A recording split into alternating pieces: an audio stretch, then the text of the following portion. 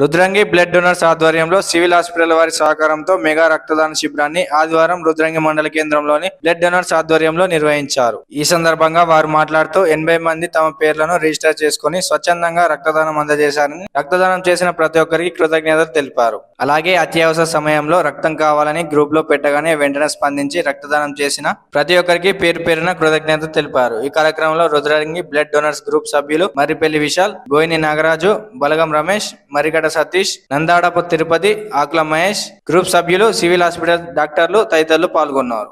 అంటే మేము అసలు ఊహించలేదు, ఇంతమంది వచ్చి రక్తదానం చేస్తారని ఎప్పుడు అనుకోలేదు. సుమారు 52 మంది వరకు ఇప్పటి వరకు రక్తదానం చేశారు.